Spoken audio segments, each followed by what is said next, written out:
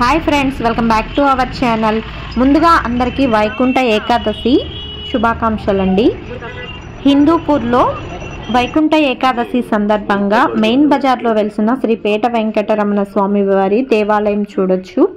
ముందు రోజు నైట్ అలంకరణ అనేది చాలా బాగా చేస్తున్నారన్నమాట।